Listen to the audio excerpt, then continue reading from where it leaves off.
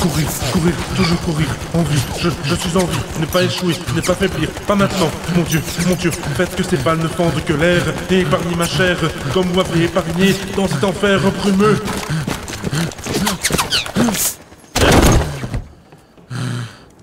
Ah, merci, mon Dieu.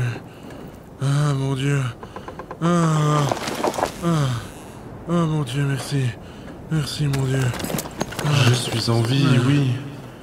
Mais ma course m'a amené à contempler le travail de la mort et de la pourriture. J'ai atterri à côté du cadavre pourrissant de mon défunt camarade de tranchée, Willem. Tout le monde est mort dans l'assaut. Tout le monde. Il n'y a que du silence. Il ne reste plus que moi, le lieutenant, et un pauvre air tétanisé, recroquevillé dans un coin des tranchées, la bouche bée, les yeux écarquillés, le regard morne et vide de la moindre volonté de vivre, regardant un profond lointain imaginaire et déblatérant d'incompréhensibles diatribes dans sa barbe. On n'entend plus rien du côté des Français. Les mitrailleuses et les bombardements d'hier se sont tus dans un profond silence, évoquant l'au-delà, évoquant l'endroit que j'ai arpenté, cette brume, cette terreur, ce néant. La puanteur, le pourri, la chair en décomposition mêlée au relent de boue, de bois humide, de vomi, de poudre et de fer vous annihile l'odorat. La terreur, quant à elle, se charge de consommer votre appétit. Pourquoi enterrer les cadavres quand on sait que la prochaine salve d'artillerie les ensevelira pour vous? Willem, son visage est crispé à mi-chemin entre la douleur et l'horreur. Le torse de son uniforme est percé de 3 trous rougeâtres. Il n'a même pas eu le temps de sortir de la tranchée qu'il a été fauché en l'espace de quelques instants. Il me regarde, le regard livide. Je peux voir l'absence de vie dans ses yeux. Et pourtant, c'est comme s'il allait me parler. Il va parler, j'en suis sûr. Il respire, je le vois. Ses yeux, sa bouche, son regard. Il va parler, il va parler. Mon Dieu, il va parler, il va parler. Fritz. Je suis désolé, Willem. J'aurais dû être là. J'aurais dû mourir aussi. J'aurais dû crier quand je t'ai vu tomber. J'aurais pas dû monter l'échelle de ce côté.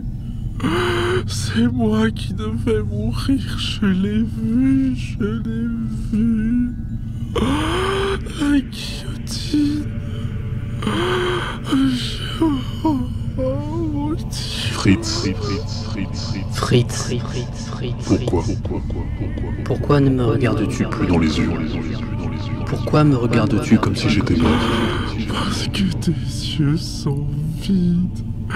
Parce que tu es mort. Je peux pas. C'est vide. C'est froid. C'est horrible. Pourquoi as-tu peur d'elle? Je veux vivre. Melinda. Je veux la revoir. Fritz, entends-tu? C'est elle. La brume.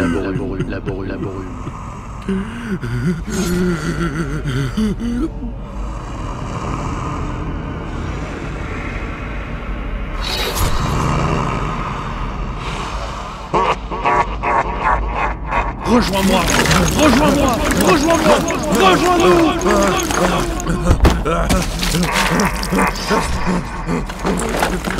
Un cauchemar, c'est un cauchemar!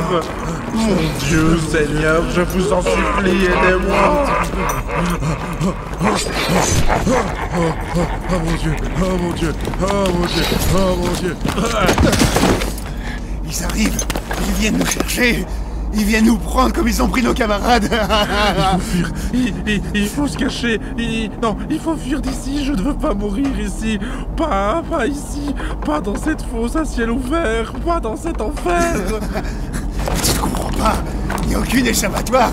Depuis le jour où tu as posé ce piquelot sur la tête, tu t'es destiné à mourir comme un chien, comme tous les autres. Allez, creuse avec moi. Avec un peu de chance, tu raseras un de nos noces avant qu'elle ne te guillotine. Lâchez-moi, pauvre fou, lâchez-moi. Oui, Gris, c'est la seule chose qui reste à faire en tant qu'être humain face à la mort. Vois-tu la brume? Elle nous consume tous.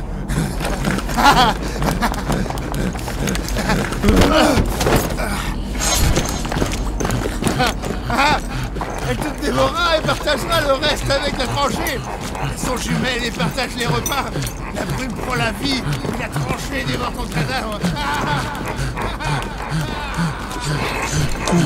Courir, échapper à l'horreur, à tous ces fous. La guerre rend fou, la mort rend dingue et le silence achève les esprits encore sains.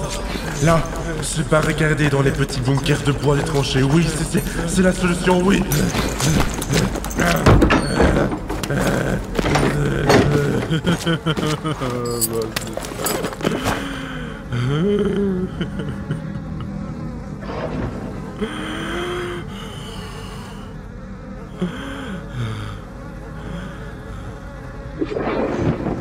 Petit bunker creusé dans la terre et construit de bume et de poutres de bois, désormais imbibé et gorgé d'humidité, de sang et de boue, simplement aménagé de quelques couches posées à même le sol et de portes en bois désormais pourries. Je prie de toutes mes forces. Je ne veux pas rejoindre mon frère, Karl, mon frère. Je veux revoir ma douce et mon frère. Pourquoi, Seigneur, n'ai-je pas droit aux deux? La guerre me prend petit à petit chaque parcelle d'espoir qu'il me reste encore. Elle les écrase et les ensevelit sous une pluie tonitruante d'éclats et de cris. Des morts, partout des morts, et des mouches, et de la puanteur, et de la boue, et des regards vides, et des visages ensanglantés, et des corps décharnés. La mort rôde dans ces tranchées. Mon Dieu, ayez pitié de moi. Faites qu'elle ne me trouve pas. Faites qu'elle ne toque pas à cette porte.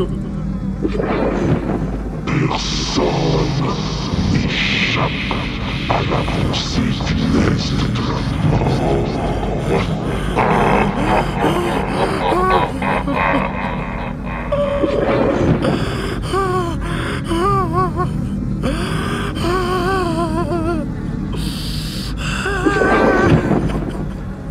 Je vous en supplie, pitié.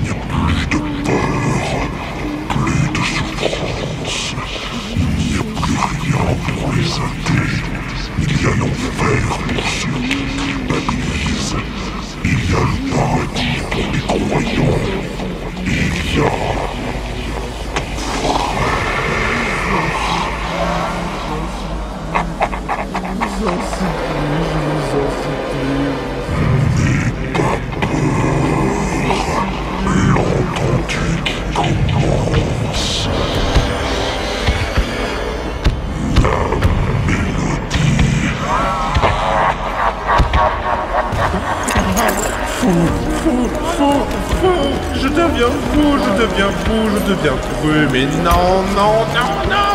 Je ne veux pas! Je deviens fou! Je n'arrive toujours pas à crier! C'est l'heure, mon frère. Rejoins-moi. Rejoins-moi. Rejoins-nous. Je veux vivre! Je veux sortir de cet enfer!